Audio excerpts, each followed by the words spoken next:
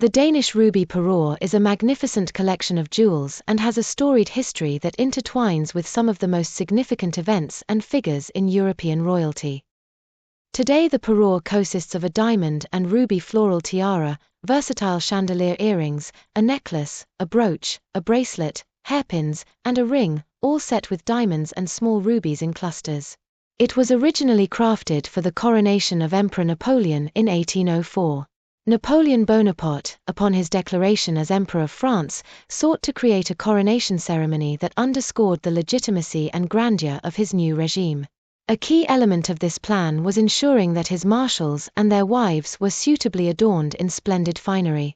To this end, Napoleon provided funds for his marshals to purchase opulent suites of jewels. One such marshal, Jean-Baptiste Bernadotte, acquired this parure for his wife, Desirée Clary, Napoleon's former fiancée. Desirée Clary, who had deep personal connections to Napoleon, proudly wore this parure during the coronation ceremony at Notre Dame on December 2, 1804. The parure's journey began in France but soon travelled north when Bernadotte was elected Crown Prince of Sweden in 1810.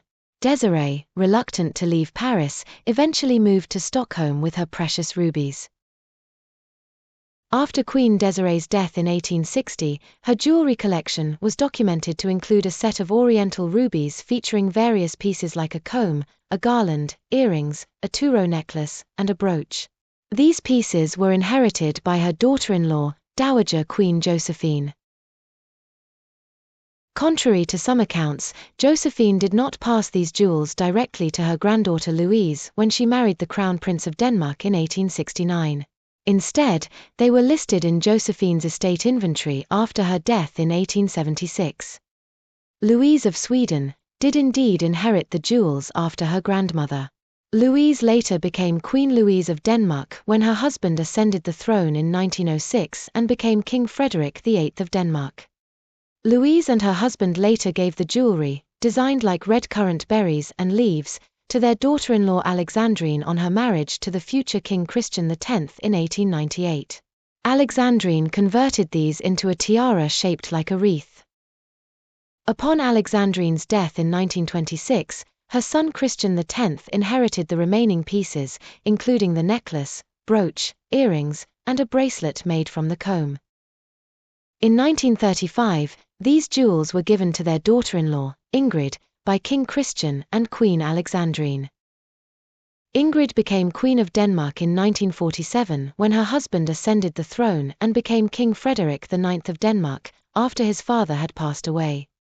Queen Ingrid wore the Ruby Parure for many significant occasions, such as her wedding gala, King Christian X's Silver Jubilee, and various state visits. After World War II, she had the bandeau tiara altered, using the two corsage brooches, to create a more substantial tiara. This transformation was first seen during the Norwegian state visit to Denmark in 1948. The Ruby Parure remained a cornerstone of Queen Ingrid's jewelry collection, worn to countless grand events throughout her life. Queen Ingrid's fondness for the parure was evident, as it became her most worn jewel set despite having access to other significant pieces like the Danish emerald parure and the pearl poire tiara. The parure's versatility and historical significance made it a preferred choice for state visits and royal celebrations, including the Danish state visit to the United States and various European state visits during the mid-20th century. Queen Ingrid passed away in 2000, she bequeathed the ruby jewelry to Crown Prince Frederick with the intention that it would remain with the Crown Prince and future King. Mary Donaldson, later Crown Princess Mary and currently Queen Mary, who married the then Crown Prince Frederick in 2004, wore the parure for the first time at a banquet at Christiansborg Palace just days before her wedding. Mary wore the Ruby Parure for numerous significant events, including state banquets and royal weddings during her time as Crown Princess. In 2010, Mary had the tiara redesigned into a more compact form, which slightly reduced its naturalistic appearance. This was done to fit her head better, and additional hair clips were created from the leftover pieces. Additionally, Mary added a ring to the collection. This modernization made the parure more versatile and comfortable, allowing for various configurations of the earrings and necklace. Nowadays, she tends to favor her smaller tiaras over the rubies, and during her appearances, such as at the state banquet in Stockholm in May 2024, she opted for a simpler version of the necklace and earrings. The Danish Ruby Parure is a symbol of European royal heritage and elegance. From its creation for Queen Desirée Clary at Napoleon's coronation to its modern adaptations by Queen Mary, the parure has a storied history.